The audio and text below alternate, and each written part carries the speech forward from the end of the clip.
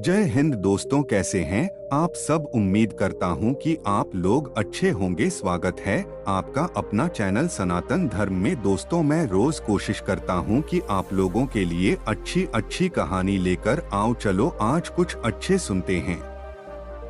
एक बार की बात है कि एक शिष्य अपने गुरु का बहुत आदर सम्मान किया करता था। गुरु भी अपने इस शिष्य से बहुत स्नेह करते थे, लेकिन वह शिष्य अपने अध्ययन के प्रति आलसी और स्वभाव से दीर्घसूत्री था। सदा स्वाध्याय से दूर भागने की कोशिश करता तथा आज के काम को कल के लिए छोड़ दिया करता था। अब गुरुजी कुछ चिंतित रहने लगे कि कहीं उनका यह शिष्य जीवन संग्राम में पराजित न हो जाए। आलस्य में व्यक्ति को अकर्मण्य बनाने की पूरी सामर्थ्य होती है। ऐसा व्यक्ति बिना परिश्रम के ही फलोपभोग की कामना करता है। वह शीघ्र निर्णय नहीं ले सकता और यदि ले भी लेता है तो उसे कार्यान्वित नहीं कर पाता। यहाँ तक कि अपने पर्यावरण के प्रति भी सजग नहीं रहता है और न भाग्य द्वारा प्रदत्त सुअवसरों का लाभ उठाने की कला में ही प्रवीण हो पाता है। उन्होंने मन ही मन अपने शिष्य के कल्याण के लिए एक योजना बना ली। एक दिन एक काले पत्थर का एक टुकड़ा उसके हाथ में देते हुए गुरुजी ने कहा, मैं तुम्हें यह जादुई पत्थर का टुकड़ा 2 दिन के लिए देकर कहीं दूसरे गांव जा रहा हूँ। जिस भी लोहे की वस्तु को तुम इससे स्पर्श करोगे वह स्वर्ण में परिवर्तित हो जाएगी, पर याद रहे कि दूसरे दिन सूर्यास्त के पश्चात मैं इसे तुमसे वापस ले लूंगा। शिष्य इस सुअवसर को पाकर बड़ा प्रसन्न हुआ, लेकिन आलसी होने के कारण उसने अपना पहला दिन यह कल्पना करते करते बिता दिया कि जब उसके पास बहुत सारा स्वर्ण होगा तब वह कितना प्रसन्न, सुखी, समृद्ध और संतुष्ट रहेगा। इतने नौकर चाकर होंगे कि उसे पानी पीने के लिए भी नहीं उठाना पड़ेगा। फिर दूसरे दिन जब वह प्रातःकाल जागा, उसे अच्छी तरह से स्मरण था कि आज स्वर्ण पाने का दूसरा और अंतिम दिन है। उसने मन में पक्का विचार किया कि आज वह गुरुजी द्वारा दिए गए काले पत्थर का लाभ जरूर उठाएगा। उसने निश्चय किया कि वो बाजार से लोहे के बड़े बड़े सामान खरीद कर लाएगा और उन्हें स्वर्ण में परिवर्तित कर देगा।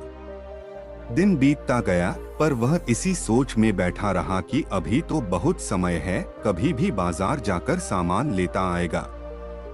उसने सोचा कि अब तो दोपहर का भोजन करने के पश्चात ही सामान लेने निकलूंगा। पर भोजन करने के बाद उसे विश्राम करने की आदत थी और उसने बजाय उठ के मेहनत करने के थोड़ी देर आराम करना उचित समझा। पर आलस्य से परिपूर्ण उसका शरीर नींद की गहराइयों में खो गया और जब वो उठा तो सूर्यास्त होने को था।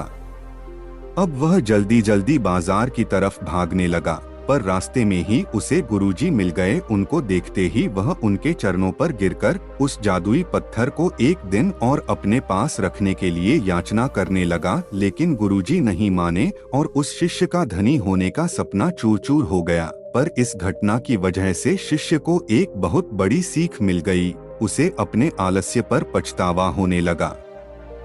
पर आलस्य से परिपूर्ण उसका शरीर नींद की गहराइयों में खो गया और जब वो उठा तो सूर्यास्त होने को था। अब वह जल्दी जल्दी बाजार की तरफ भागने लगा, पर रास्ते में ही उसे गुरुजी मिल गए। उनको देखते ही वह उनके चरणों पर गिरकर उस जादुई पत्थर को एक दिन और अपने पास रखने के लिए याचना करने लगा, लेकिन गुरुजी नहीं माने और उस शिष्य का धनी होने का सपना चूर चूर हो गया। पर इस घटना की वजह से शिष्य को एक बहुत बड़ी सीख मिल गई। उसे अपने आलस्य पर पछतावा होने लगा। वह समझ गया कि आलस्य उसके जीवन के लिए एक अभिशाप है और उसने प्रण किया कि अब वो कभी भी काम से जी नहीं चुराएगा और एक कर्मठ, सजग और सक्रिय व्यक्ति बनकर दिखाएगा। मित्रों, जीवन में हर किसी को एक से बढ़कर एक अवसर मिलते हैं, पर कई लोग इन्हें बस अपने आलस्य के कारण गंवा देते हैं।